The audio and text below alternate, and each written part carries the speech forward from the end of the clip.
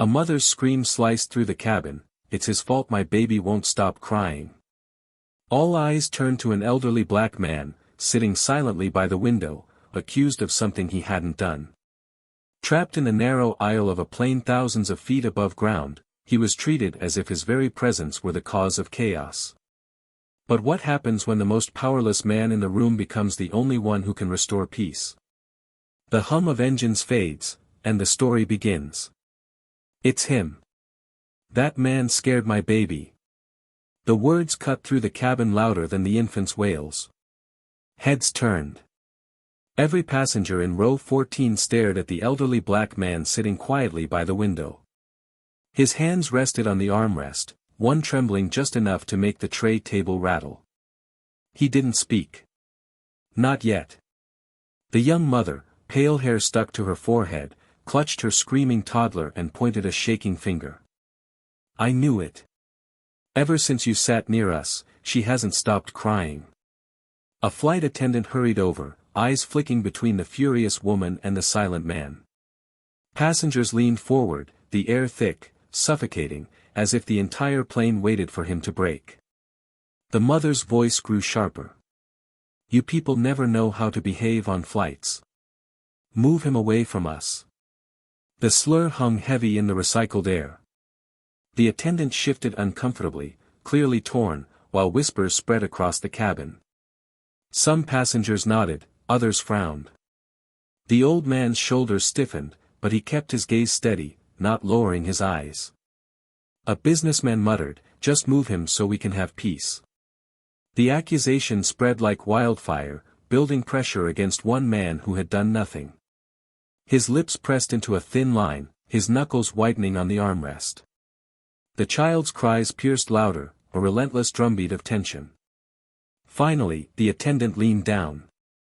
"Sir, maybe if you switch seats." All eyes bore into him, waiting to see if he would surrender, as though he were the problem itself. The old man spoke at last, his voice low but steady. "I've raised 6 children.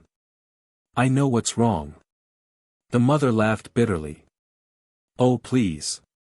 What do you know? You're just—" She stopped short as he slowly reached out one weathered hand. The baby twisted toward him instinctively, hiccuping mid-cry. The cabin went still. He touched the child's back with deliberate precision, pressing at points only he seemed to understand. A hum, low and rhythmic, rose from his chest. Within seconds, the shrieks softened to whimpers. 30 seconds later, silence. The toddler's head dropped against his palm, breathing even. Gasps rippled across the rows. The mother's mouth opened, then closed again, no words forming. The businessman who demanded his removal stared, ashamed. For the first time since takeoff, the plane was quiet, because of the man they all condemned. The flight attendant blinked rapidly, then whispered, "How did you do that?" The old man adjusted his seatbelt, still cradling the now sleeping child. 40 years as a pediatric doctor. You learn a few things. A ripple of shock spread like turbulence. The mother's face flushed crimson. Passengers exchanged guilty glances. One woman whispered, "All this time," another muttered, "We nearly humiliated him." The mother stammered, I didn't know. I thought," her voice cracked under the weight of her own prejudice.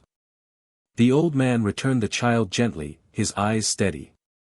"Babies cry. They don't cry because of color." His words landed harder than any turbulence, slicing through the shame that now belonged to the accuser, not him. When the plane landed, passengers stood and clapped softly, not for arrival but for him. The mother avoided his gaze, whispering a broken "thank you" that dissolved into silence. The businessman offered his hand, but the old man simply lifted his bag, walking down the aisle with measured dignity. No applause could erase what he endured, but his calm had rewritten the story midair.